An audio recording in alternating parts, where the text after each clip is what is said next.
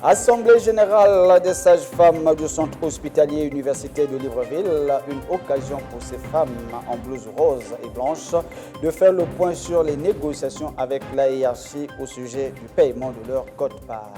On parle également dans ce journal des commerçants du marché IAI dans le 5e arrondissement de Libreville qui dénoncent les agissements de certains agents de la mairie qui les ont soumis au prélèvement de taxes matin, midi, soir.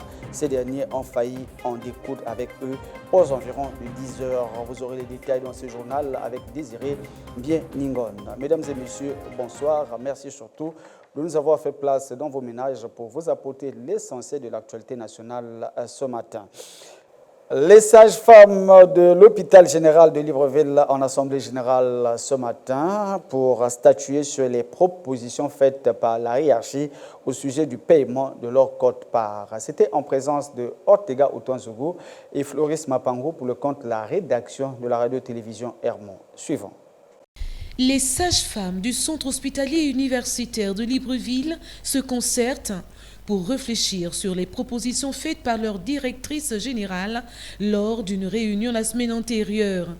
Apparemment, ces dernières auraient catégoriquement refusé les esquisses de solutions. La femme d'un certain âge dit non, ce n'est pas possible. Tu me dois 15 mois. Essaie de me calmer le corps, me donner au moins la moitié. Si tu me donnes la moitié là, c'est discutable. Tu ne peux pas me donner 2 ou 3 mois. Autant elle a des besoins, autant nous aussi on a des besoins. On réclame seulement ce qui nous revient de droit. Moi je vous dis les filles sincèrement, on tient le bon bout. Tenons ferme. Parce que ça ne sert à rien de lâcher maintenant. Si on lâche maintenant, je vous jure. Surtout, nous on est en train de partir. Je parle pour la nouvelle génération. Vous ne pourrez plus jamais lever la tête ici. Pour rappel, il conviendrait de signaler que le mouvement d'humeur exercé par les dames en blouse rose et blanche serait dû à la pénibilité des conditions de travail. Ces dernières demandent le minimum pour mener à bien leurs tâches afin d'être à l'abri des humiliations des patients. On lui demande ne serait-ce le strict minimum. Un peu d'esprit. Tu fais l'accouchement, tu es en train de transpirer, les bons sont sans lumière. Il ne faut pas trop insister seulement sur l'argent. Tu sors de là, tu es déjà étouffé. Tu fais même l'asthme. Le centre hospitalier universitaire de Libreville, une structure aussi bien construite, n'apporte pas satisfaction à certains de ses agents. Dans quelques services comme celui de la maternité, le manque de matériel est visible et met les exécutants dans l'embarras. Nous disons non aux propositions faites par Madame la directrice parce que ça ne nous convient pas, ça ne nous convient pas du tout. Je ne veux pas revenir, je veux juste ajouter à ce que nous, à mes moments, on dit. Nous refusons la proposition. Vraiment, nous travaillons dans des conditions vraiment exécrables au fait. Si on peut revoir ça, ce serait une très bonne chose. Parce que même pour nous qui venons à peine de venir, de sortir de la faculté, de l'école, venir travailler dans ce genre de conditions, vraiment, c'est vraiment pas bien. De la discussion jaillit la lumière. Un peu plus de stratégie pour la direction générale de ramener les sages-femmes dans de meilleurs sentiments. Ces propositions boudées par ces dernières ne sont finalement pas passées à leur entendement et ont décidé de poursuivre le mouvement d'humeur jusqu'à aboutissement de leurs revendications. Une fois de plus, on va retrouver Ortega Otonzogo et Floris Mapango. Regardons. L'eau potable, une denrée rare dans les départements gynécologiques et maternité au centre hospitalier universitaire de Libreville. Une carence qui fait couler beaucoup d'encre et de salive chez les sages-femmes, souvent atteintes de certaines pathologies au quotidien. C'est vraiment difficile de travailler dans des conditions de ce genre. Et on n'a pas de l'eau. Sur 10 sages-femmes, il y a au moins 8 sages-femmes qui s'attrapent aux infections urinaires parce qu'on a un problème d'eau. On pisse dans les mêmes bassins qu'on utilise pour faire les accouchements. On n'a pas de seringue, on n'a rien, il n'y a pas de doigtier, il faut courir à gauche, à droite quand on est face aux urgences. Voilà, et à cela s'ajoutent les quotes-parts. La CNAM Gestion en a besoin, ça fait plus de 15 mois qu'on n'a rien perçu. À cela vient se greffer le problème de quote-part impayée. Une goutte d'eau qui a débordé le vase, à l'origine le mouvement d'humeur. Les sages-femmes refusent d'être rémunérées à compte-gouttes et demandent le paiement intégral de ce qui leur revient de droit. En décembre, on s'est vu avec madame la directrice. Elle a payé, je crois, 1 mois et elle a promis nous payer tous les 2 mois, chose qui n'a pas été faite. On ne peut pas reprendre le travail si on ne voit pas au moins 8 mois qu'on nous paye. On ne peut pas reprendre le travail si les conditions de travail ne s'améliorent pas. Voilà, au moins le minimum pour commencer, le service minimum. Je vous remercie. Tout compte fait, les agents et la hiérarchie devraient trouver un consensus plus fiable afin de permettre aux plaignantes de reprendre leur travail. Car les services gynécologiques et maternité paraissent plus sensibles lorsque nous savons qu'à tout moment, il y a des grossesses et des accouchements. Les sages-femmes de leur côté sont tout de même invitées à lâcher du lest tout en laissant une marge à la direction générale de mieux s'organiser. Véritable échauffourée entre les agents de la mairie chargés de prélever les taxes sur le domaine public et les commerçants de IAI dans le 5e arrondissement. Ces derniers, fatigués de payer des taxes matin, midi, soir, n'ont pas supporté le fait que ces agents ont arraché leurs marchandises et ont failli en découdre avec eux. Les détails avec Désiré Mbieningon sur ces images de Ariel Nzaou. Regardons.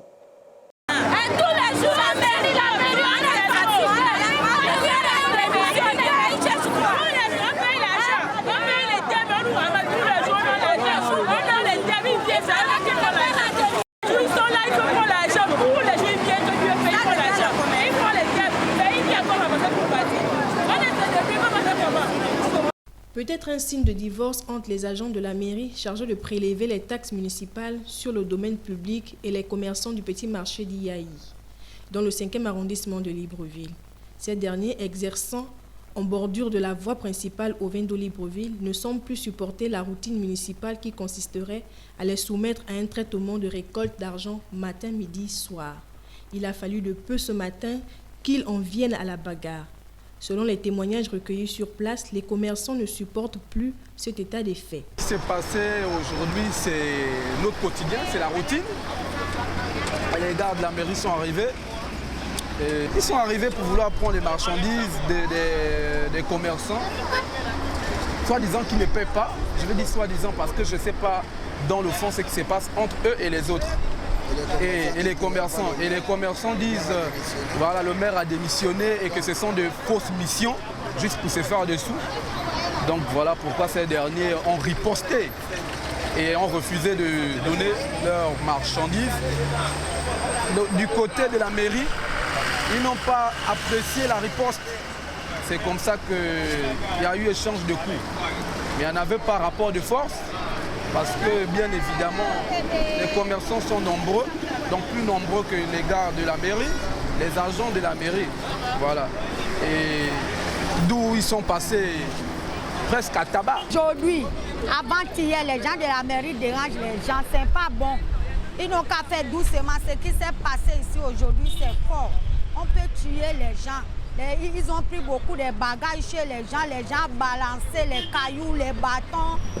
Pour les gens de la mairie, c'est pas bon. Les commerçants d'IAI expriment leur mécontentement face aux agissements des agents de la mairie. Je suis une jeune fille gabonaise qui me débrouille, mais à chaque fois la mairie vient, ils nous embêtent. C'est pas vraiment ça, c'est la misère ici là. C'est pas facile. Quand ils viennent, c'est bien, on paye les tickets. On paye les tickets et 500. Quand ils viennent nous prendre les 3000. L'autre vient là-bas, il peut venir peut-être 10 gardes.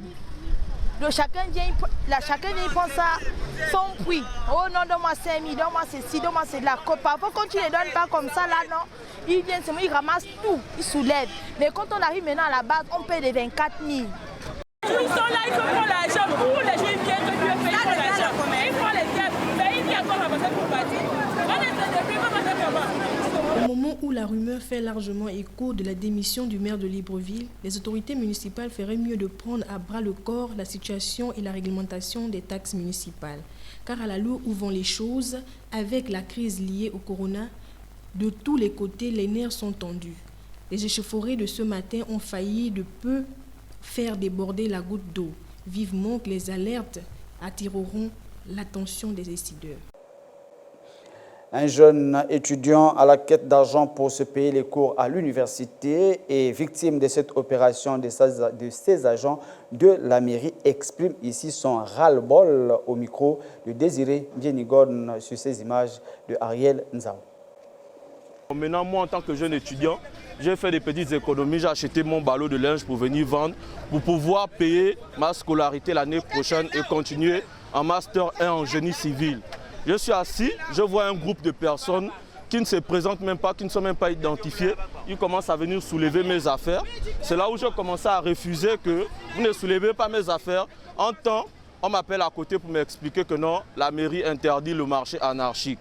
Mais du moment où la mairie interdit le marché anarchique, chaque jour, ils passent là pour récolter des fonds en donnant des tickets et on paie tous les jours. Mais pourquoi? Il y a des jours où ils viennent soulever la marchandise des gens. En temps, tous les jours, on paye quelque chose. Est-ce que ceux qui viennent là, quand ils ramassent l'argent, est-ce que c'est vraiment, il y a un suivi par rapport à ça? Parce qu'on ne peut pas dire, on ne peut pas parler des marchés anarchiques et qu'on veut éradiquer le fléau tout en continuant à racketter les commerçants. Ça veut dire que si on prend l'argent des commerçants parce qu'ils utilisent un espace quelconque pour installer leurs marchandises, ça veut dire qu'on a le droit de vendre continuellement. Soit on ne prend pas l'argent des gens et on ramasse les marchandises des gens, on va se débrouiller à trouver les places dans le marché, déjà que le marché est déjà très occupé. Donc on est obligé d'installer ici. Tous les jours, c'est ce qu'ils font. Et on sait que l'argent, ils ne font rien avec. Il y a des fois, ils viennent prendre l'argent des gens, ils ne donnent pas les tickets. On sait que ça part dans leur poche. On est fatigués, on est des Gabonais. Poursuivons cette édition d'information tout à fait autre chose à présent. On parle de 12 ans après sa mort. L'ancien président du Gabon, Omar Bongo Ondimba, continue à marquer les esprits des Gabonais qui, à l'occasion de ce 12e anniversaire, ont tenu à rendre hommage et témoigner les bienfaits de cet homme d'État qui a marqué plusieurs générations. Le reportage est signé Naomi Simba sur ces images de Floris Mapango. Nous les écoutons. Le décès du chef de l'État, Omar Bongo, nous laisse un grand vide d'abord sur la scène nationale et internationale. Et éventuellement, ses actions menées durant son passage, durant plusieurs décennies au sein de l'État, a laissé ses empreintes. Mais, comme on dit, l'affection, il demeure. Mais que l'avenir sache que le chef de l'État, Omar Bongo, a marqué sur le plan international surtout, sur la voie diplomatique, pour ceux qui sortent du pays, en savent quelque chose. Sur le plan national, certes, il y a beaucoup de choses à revoir. Il y a des institutions qui ne marquent pas vraiment le passage du chef de l'État. Malgré cela, l'avenir reste à venir. Le défunt président Omar Bongo Ondimba, moi, mon point de vue à moi, je dirais qu'en tant qu'être humain, ça a été une perte. C'est clair parce que c'est quelqu'un qui a marqué l'histoire du Gabon, quel que soit le sens dans lequel certains voudront l'orienter. Mais mon point de vue à moi, je le garde, mais je retiens simplement que c'est une grande perte pour le Gabon. Malgré tout ce qu'on pourra dire sur lui, l'œuvre humaine, elle n'est pas parfaite. C'est vrai qu'il y a eu des hauts et des bas. D'aucuns pourront me taxer de je ne sais quoi entre griffes, mais j'ai mon point de vue là-dessus et c'est évident que je puisse pas avoir le même point de vue que tout le monde. C'est une douleur pour tout le monde, voilà déjà. Il était tellement droit et aussi c'est un homme qu'on a vraiment aimé, un dirigeant tellement bien pour le Gabon. Aujourd'hui, le Gabon pleure un père, voilà, d'autres pleurent un fils, mais condoléances à la famille, quoi. Yeah, c'est juste ça. Bongo, c'était un père de la nation. À l'époque, on ramassait l'argent, maintenant ça devient compliqué. Je retiens la paix. Quoi encore? On ne souffrait pas à l'époque. Les choses sont devenues dures en ce moment, je ne peux pas vous mentir. Vraiment compliqué, mais c'était un bon président. Il réunissait les gens, l'harmonie, la paix. Il peut encore citer quoi encore même. Il y a beaucoup de bonnes choses. Bon, c'est ça que je peux retenir de lui, quoi. Un homme sage, hein? C'est quelqu'un qui nous a bien gardés dans le pays et avec la paix. On va dire quoi. Il nous manque quoi, voilà. Problème de circulation au quartier derrière l'hôpital général dans le 3e arrondissement de Libreville. L'état piteux de la route accable énormément les usagers. Nous retrouvons une fois de plus Naomi Simba sur ces images de Floris Mapango. La voie secondaire de derrière l'hôpital général allant vers le 9e étage dans le 3e arrondissement de Libreville offre un spectacle désolant. À l'origine, nid de poules, crevasses pour ne citer que cela, mettant ainsi à mal la libre circulation. Les usagers de cette route nous en témoignent. La route, ça nous embête parce que quand on arrive là, ça cause trop de bouchons et puis notre voiture arrive à être cabossée. Donc ça ne nous plaît pas. Tous ces bouchons-là, c'est à cause de ça. Parti de Vendo pour venir au siège de GG. Parce que nous avons bancarisé. Vous voyez la bouteillage vous-même, ça ne marche pas. On est vraiment navré. C'est horrible, c'est horrible. Vraiment. Vraiment, c'est horrible. On est obligé de se mettre comme ça. Partout à Libreville, c'est comme ça. Ça ne nous arrange pas, mais on va faire comment? On est obligé de supporter. Une seule formulation regarde cette situation qui n'arrange pas du tout les populations. Nous avons pris l'État de nous aider vraiment avec l'endroit. Parce que là, c'est vraiment pénible. On souhaite qu'ils arrangent. Mais même si nous, on va dire que si n'est pas le temps d'abord pour ranger, il ne faut pas ranger. Mais c'est obligé maintenant. Le parole de nous, là, c'est inutile maintenant. Espérons que les cris lancés par les usagers de cet axe seront entendus afin d'alléger les souffrances de ces derniers. Voilà, lentement et sûrement, nous allons vers la fin de cette édition d'information. Avant que de se dire au revoir, micro-trottoir, quelle sera votre réaction si votre partenaire venait à porter main à votre père ou à votre mère? Suivant les réactions des uns et des autres au micro de Désiré Bienigone sur ces images de Ariel Nzao. Dans le foyer, les parents font un truc. En fait, le parent, il est important, il est nécessaire. Ça va commencer comment que le mari va taper le père. Chez moi, je ne permets pas ça. Je n'accepte pas ça. Honnêtement parlant, devant nous et devant Dieu, ma femme n'a pas le droit de porter main à ma mère. S'il y a un problème, elle n'a qu'à m'attendre. Moi-même, je n'ai pas le droit de porter main à ma mère. Ce n'est pas un geste honorable. Je demande d'abord à ma mère. Elle m'explique. Et après, je demande à ma femme. Elle aussi, elle m'explique. Pour voir qui a raison, qui a tort. Maintenant, si c'est ma mère qui a raison, elle s'excuse. Au cas contraire, si c'est elle qui a tort, toujours ma femme, je demande qu'elle s'excuse. Si ma mère a accepté son pardon, elle est là, il n'y a pas de problème. Si ma mère n'accepte pas son pardon, je demande à la femme de partir avant que les choses se calment. Naturellement, si ma femme ou ma petite amie ne prend pas en compte que cette femme aussi et sa mère, c'est une abomination. De frapper sur une femme que tu sais qu'elle peut te mettre au monde. Et moi, en tant qu'homme, cette femme-là, elle plie bagage et on en parlera plus tard entre familles, les deux parties, on va tirer une conclusion générale. Je vais appeler mon mari et je vais demander à mon mari qu'est-ce qui s'est passé jusqu'à il a tapé mon père. Et si mon mari me donne une raison valable, je vais parler à mon mari, même si c'est comment. Tu n'as pas le droit de taper mon père. Et je vais dire aussi à mon père, pourquoi tu as fait comme ça à mon mari jusqu'à mon mari de taper. Et même si c'est comment mon père a fait comment, mon mari n'a pas le droit de taper mon père. En tant que le mari, et ce que je vais faire, je vais appeler ma mère. Je vais le faire calmer. Je vais lui demander qu'est-ce qui s'est passé. Si maman me dit ce qui s'est passé, je vais dire à maman de se calmer. Et ma femme, c'est sa fille. Comme moi aussi, je suis son fils. Il n'a qu'à m'accorder quelques minutes. Je vais aller aussi appeler ma femme. Madame, qu'est-ce qui s'est passé entre toi et ma mère? Donc, madame aussi va expliquer. Et je vais voir la version de les deux pour juger le problème. Je ne peux pas arriver à la maison que j'attends que Et ma mère me dit que ma femme a tapé sur lui, que je vais commencer à bâtonner ma femme. Jamais. Parce que c'est quelqu'un qui l'a mis elle aussi au monde. Il faut faire l'enquête avant de faire n'importe quoi. Nous sommes arrivés à la fin de cette édition d'information. Mesdames et messieurs, le rappel de titre avant que de se dire au revoir.